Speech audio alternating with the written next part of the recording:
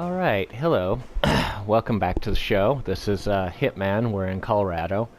And for those of you who are familiar with this level, I've just unlocked the Wicker Man challenge, which basically you dress up like a scarecrow, and then you come up here on this lovely tower, and you shoot the bells in a certain order, and then everybody who gets near you bursts into flames.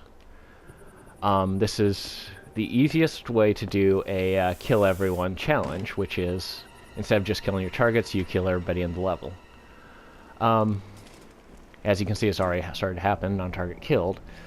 This is the only level I would do that on because this is a militia camp and these are not nice people I'm dealing with here, so I feel, you know, I just can't kill innocent people, and that kind of leads me into what today's topic is going to be, which is we will be discussing the philosophy of Solipsism. Now, Solipsism is the philosophical belief that nothing can be proven to exist except for your own sense of self. Now, the logic of it goes a little something like this. At one time or another, your senses have deceived you. You thought you've seen something that wasn't actually there. You thought you smelled or heard something that you didn't actually hear. And so on. So, and a really good example, let me give you a really good example of this, is I have a recipe for an apple pie that is really, really good. Everyone I made it for tells me this is a great apple pie. But the interesting thing about this pie is that there are no apples in it. It's made with crackers. But this pie itself deceives 4 of your 5 senses. It looks like apple pie, it tastes like apple pie, it smells like apple pie, and the texture feels like apple pie. And so we take the logic of solipsism a little bit further to discover if you can't trust your senses at this one thing, how can you be sure that you can trust any of your senses? How do you know your senses aren't actively constantly deceiving you? Not just occasionally, but all the time.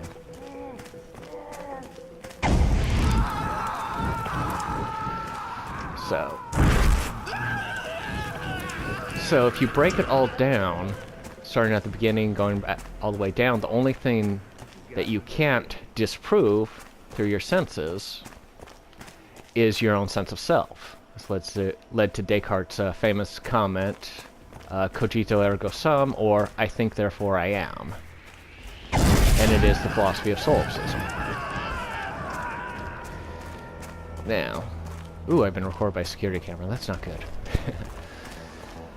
So, and there's a lot of different interesting aspects you can explore in solipsism, such as concept of an origin point and so on, but we won't get into these ideas at the moment. We're just going to, I'm gonna start crouching now. We're just gonna sneak around and do this. We're gonna look at kind of the why you should care about this philosophy, and specifically why you should care about this philosophy in terms of video games. So, an interesting aspect to solipsism and video games is that every time you enter into a single-player game, you enter into a solipsistic universe. Hey, what are you doing? Essentially, you're the only one who exists in this universe. You're the only one who matters. And you're so important to that universe that if you die, you can come back to life. You will return to life. It's essentially becomes a form of time travel. You will travel back to a time before you died, and you will be alive again, and you can make different choices and decisions. I'm gonna stress this in most video games. Some video games don't give you that option. So,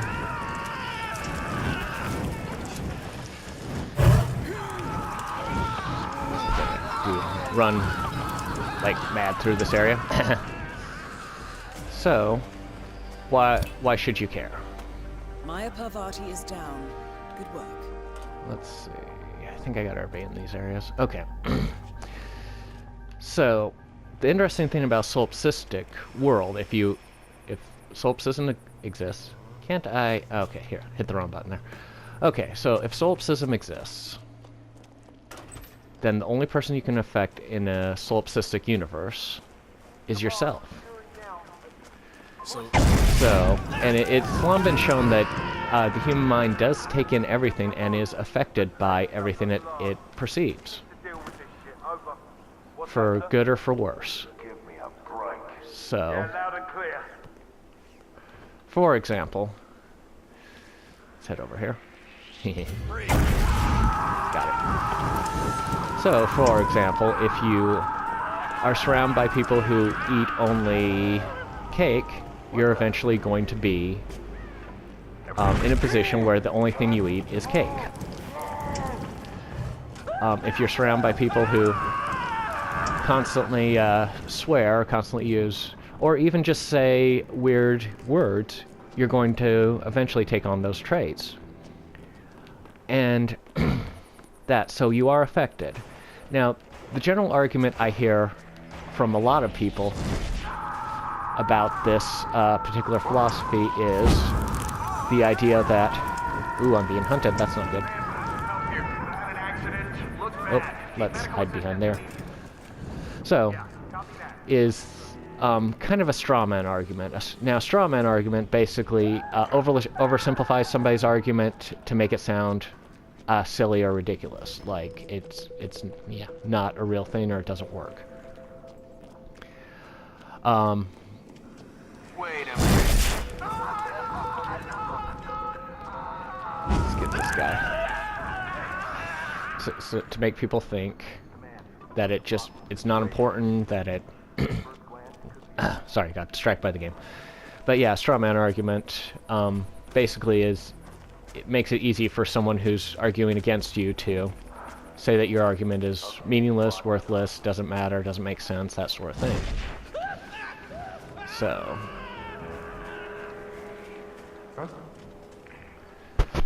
So, let's see, is he coming? Nope, he's not coming this way, so I'm gonna start heading over here. So...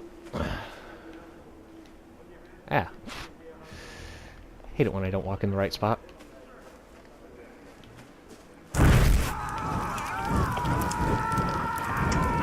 Yeah, I'm gonna go in the house. So, yeah. But you are affected to a certain extent. You're not going to necessarily go on a killing spree if you play a video game where you kill people, like such as this game.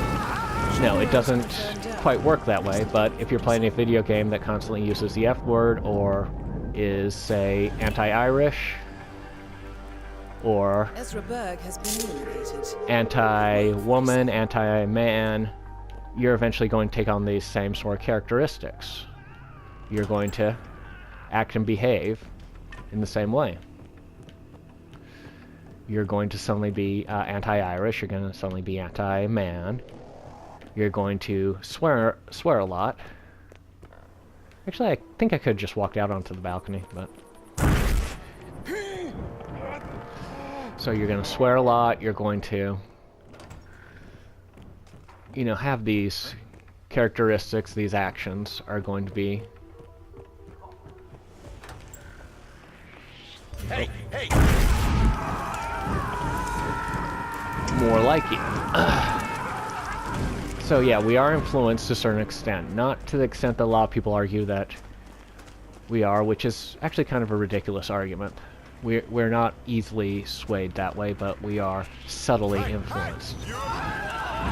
And it's the subtlety that I think makes a great deal of difference in who we are, how we act, how we behave. If we're influenced by the people around us, then we become like them. Now, what becomes interesting in this idea is when we enter into a multiplayer game. Now, multiplayer games have us interact with people we can't see. And you're on fire. Ha. Anyway, multiplayer games, like I said, we interact, we react with people who we can't see. And so to a certain extent, in our minds, we don't perceive them as actually existing. And like I said, the problem with that is that we begin to treat them as if they're not real. You can see That's all targets taken care of. you can see this in a lot of Now gain access to the multiplayer tornado games. shelter. You can see people behaving in manners towards people they would never do in real life. I'm going to use GTA Online, even though I don't play as an example, but I've seen enough videos of it to make me... yeah. GTA Online is essentially like the Wild West. There are no rules, nothing matters, you can do whatever you want. And it just doesn't matter. Once watched a video where someone was riding a bike up a mountain and some other player on there got into a helicopter and used the blades to run them down. Complete stranger. I don't think I need to say that that's just not good behavior in real life. And video games, could be better behavior. Let's just say that. So, whoa, gotta get to that guy before he shoots me. So, yeah, and but you know. A scarecrow. Hey, no, you can't goof around here. Yep, I'm goofing around, all right. And there's a concept, I believe it's called trolling. I'm not a cool guy who knows all the terminology of all the different things, and that's basically when you behave to a jerk, behave like a jerk to somebody online. Ugh, I can't speak. And it's a concept called, trolling, and people do it all the time. They treat other people within the game as if, they don't matter, and a lot of games encourage this. There are games that encourage you to humiliate your opponents, to do things that you wouldn't normally do to them, and really it's not good. And this does affect you in real life. Like I said, you will start to behave towards people like a jerk. If you're playing a video game where your character you're playing is constantly swearing, you're going to be constantly swearing. If you...